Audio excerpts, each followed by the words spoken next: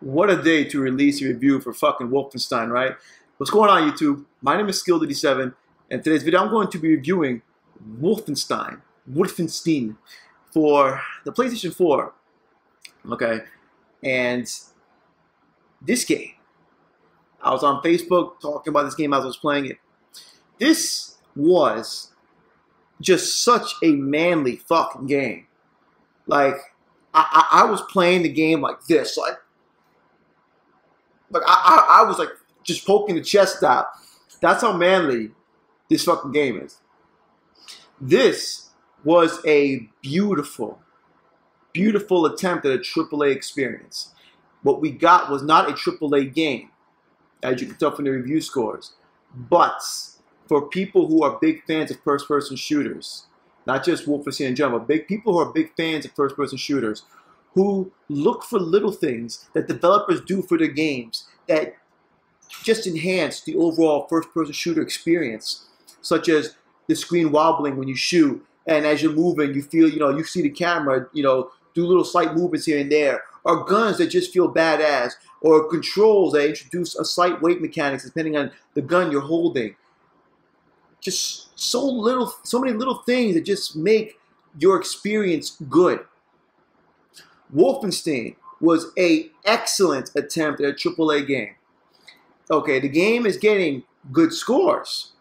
Okay, you got decided to give the game 7s, 8s, and a couple 9s. This game is, to me, fantastic. It was a good fucking game. Was it phenomenal? No. Is it technically a great game? No. It didn't do nothing other games haven't done. It just did a lot right, so that during my time playing the game, I was like, yo, this is a good fucking shooter. Okay, so let's talk about Wolfenstein. Okay, as always, we're playing as William Blazkowicz. Okay, and when the game starts off, you're on some fucking Pearl Harbor shit. Okay, you're on some Call of Duty World at War Black Cat's mission shit, and you're just taking shit on. And then when you land in the battlefield, and you're given your SMG, and you're just finally have control of your character, and you're pushing forward, and you're seeing all the chaos and destruction, it's like, holy Christ, fuck yeah. I love games that take place in the World War I, World War II, or Vietnam era. I love that timeline. I will always forever love that timeline. This is why I loved Resistance 1, 2, and 3. Because it took the past and mixed it with the future. When you played Resistance 1 for the PS3, it took place, I believe, in the World War I era. And yet you had futuristic weaponry and aliens. That was cool as shit. And in this game, it's the same thing. The first thing you pick up is a fucking Thompson. But it's mechanical looking as shit. It's a cool looking fucking Thompson. And when you're playing the game, you just feel powerful. When you're taking your first enemies and you got your Sony Pulse headset on and you hear the surround sound going and all you hear is boom, boom, boom, and the enemies are shooting at you. And it's like, holy fuck, it's so good. The game took a little bit of time for me to get used to control-wise. I had to up the sensitivity a little bit because the game does introduce weight mechanics depending on the gun you're using. What I love the most about this, and some reviews left this out, in honor of old school gaming, you do not have to aim down sight playing this game. You can shoot from the hip, but you have the exact same accuracy you would as if you were aiming down sight, despite what some people might claim. I played the entire game playing from the hip. I enjoyed doing that. I only shot, the only time I aimed down sight is when my Call of Duty instincts would kick in and I really wanted to get the one dome piece rifle shot on somebody, or I use a sniper rifle. But if you choose to, can play the game from the hip. I love it. It has a really good cover system. You hold L1, and if you hold L1, your character can dodge in a full circle motion. So you can go beneath. You can go beneath cover and hold L1, and he just pops up and ducks back down. You have full control. You don't go up to a wall and he latches onto it automatically. No, you have full control of your cover system. It is a great fucking cover system. You just hold L1. You can just poke behind walls, leap behind anything. You can do some shit like this. Like, you can be at a crazy fucking angle and shoot people. It's very good. The game also has a mixture of old school meets new school. The game has health in thresholds. When you first start the game, your max health is 100. And then it takes a fraction that makes it a threshold. What I'm trying to say is, let's say you get your health all the way down to fucking 20. It will regenerate to about 30 or 40, and that's it. You must pick up health packs. Now, throughout the game, you get health upgrades, meaning your health can go as high as 200 base. So once your health gets as high as 200, and you get your health lower than 100, it will regenerate to about 100. Then from there, if you get health packs, get it back to 200. Armor is important in this game, and running and gunning is possible, but even on normal mode, if you get outnumbered, you'll quickly find yourself dead. Enemies may not be the smartest in gaming, but when they gang up on you, you're pretty much fucked, and they have spectacular aim. So the cover system is actually forced on you, and locating health and armor is forced on you. I like this. I actually like this. I don't like it when every fucking first-person shooter game I play, I feel like I'm fucking Rambo. No, you actually feel defensive sometimes. You have awesome weaponry. You have great fucking gun mechanics. You have a badass character, but he's not fucking Rambo. He has to take cover. You have a good cover system to cater to the concept of you're not Rambo. You have to pick up health and armor. Yes, there's regenerating health, but not like you go to full health. No, depending on your base health, it takes a fraction of that, and it'll recover to that much. Therefore, if you ain't taking cover, you're gonna fucking die. It's great. It's great. Story-wise, you're William fucking Blazkowicz, who also looks just like, you ever played Wolfenstein 3D? You got the little guy in the bottom, you see his face? It's him. He looks fucking awesome. The character for William is fucking awesome. He is badass as shit, but he's realistic badass. He's not, yeah, let's fucking do this. I'm gonna take on like 50 fucking Nazis, bro.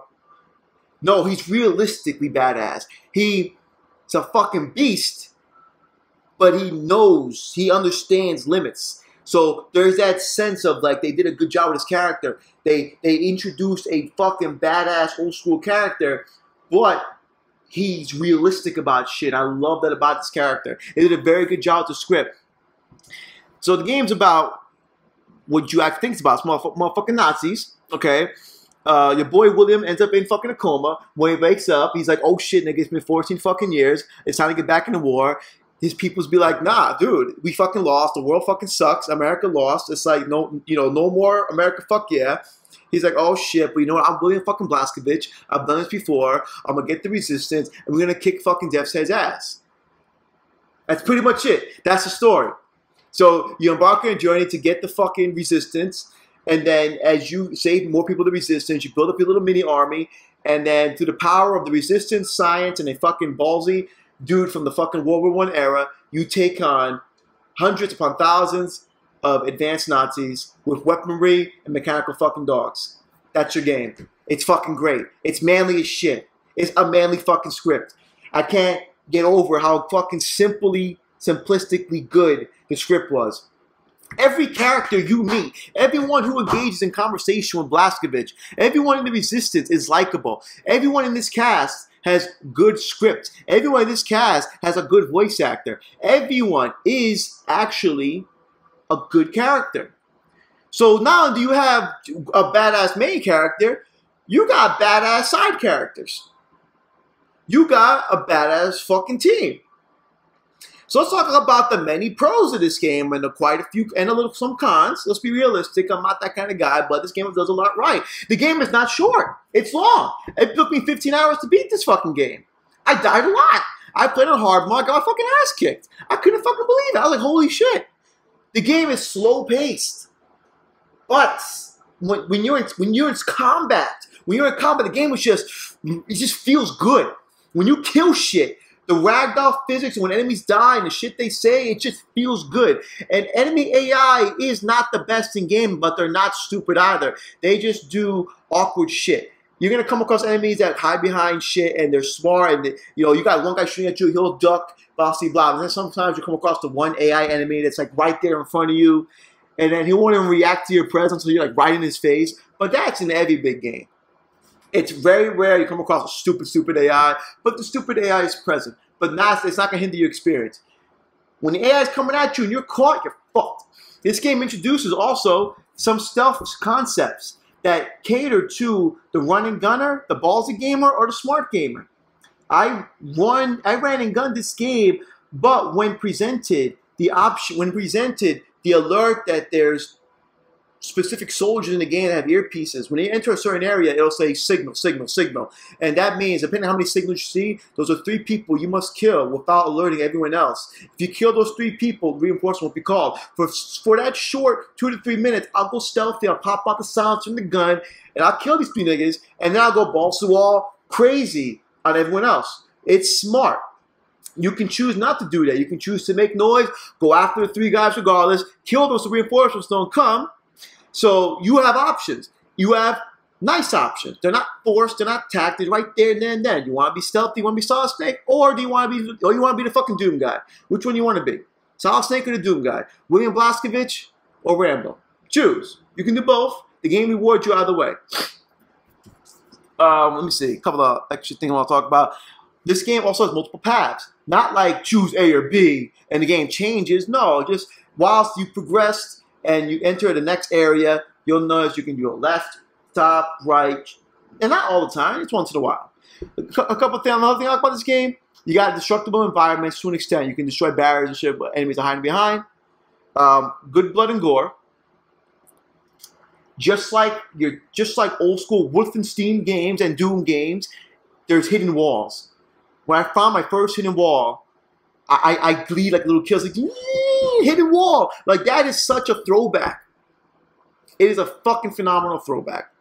Dual wielding this game is fucking beast. I don't care what the reviews say. I dual wielded my fucking ass off in this game. This game features a perk system. And it ain't like what you think like Call of Duty. As you progress through the game, you press your fucking, go to your options, and you got a bunch of perks. You got a bunch of skill trees that cater to different styles of play. And it'll say, to unlock this perk, which would be something like more ammunition, kill 50 enemies with fucking dual wielding. Or kill 5 people with a silenced pistol. Kill five people from cover with a handgun. Kill 80 people from cover with an assault rifle. And basically, you just unlock more shit that caters to that style of play. Very simple. It's effective. You have a bunch of hidden shit to find, hidden walls to find, hidden side stories. There's some side missions that take place in your base. There's lots of Easter eggs. And going through the menu, looking at shit and looking at files, it's just fun. There's lots to collect. There's lots to collect.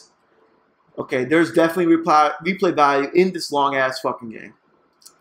Graphically, on the PS4, beautiful 1080p, 60 motherfucking frames per second. Not once did I get a single dip.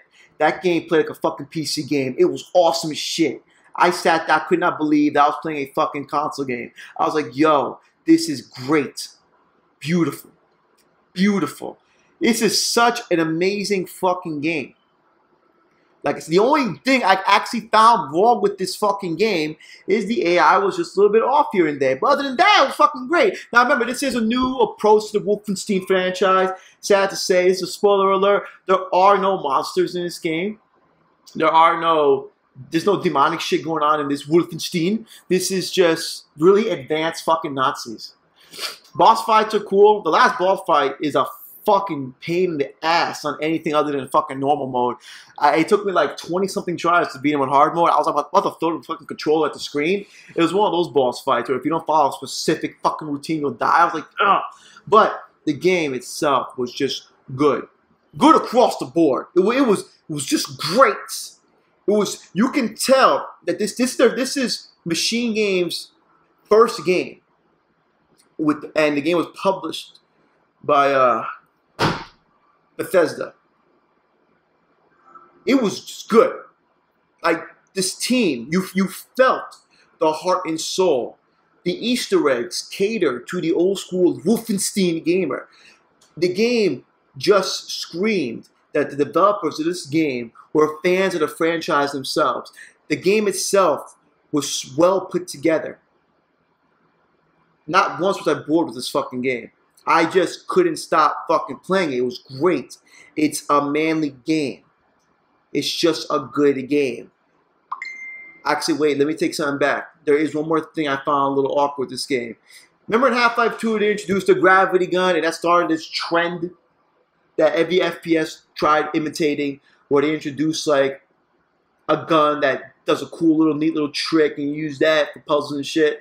In this game, you got a fucking gun that shoots a beam, and you destroy fences and shit, okay? And it gets annoying because if you don't make a perfect fucking big ass square, you can't break the fucking fence perfectly. You can't walk through it because Vlaskowitz is fucking 8 feet tall and shit. But other than that, it's great. It's a great fucking game. I sat there and I read the reviews and I was like, these reviewers don't know shit. They don't know what a quality FPS is. If it ain't Call of Duty, it ain't getting a 9 in their book. It's stupid. This is a good FPS. This is what an FPS campaign should fucking play like. This is what every FPS developer should go after. They should play Wolfenstein and experience this FPS. It wasn't just an FPS. It was a badass experience for the male gamer. And if you're a female gamer, play the game and you'll be playing with your pussies while you're playing, because that's how awesome William Vlaskowitz is when he's taking on the Nazi horde. The ending was gay as shit. I'm not even gonna lie. The ending was gay as shit. It was one of those really fucking bad endings. Like, it's like, you went through the whole game, the game's great, and you got this horrible ending. I said, holy shit, okay, so there's gonna be a Wolfenstein 2, but the ending was ass, my nigga. It was ass, but the game is deserving of the final score of a 9 out of 10. Manliest fucking game in years, my nigga. Manliest fucking game. Thank you, Machine Games. Thank you, fucking Bethesda. I could not believe a game by Bethesda wasn't riddled with fucking glitches outside the AI. Thank you. Bring on part 2 and bring some more man. Just bring on the manliness. So as you're playing, like I'm just gonna record myself playing with it like this, with my chest. I'm like, it was great. 9 out of 10.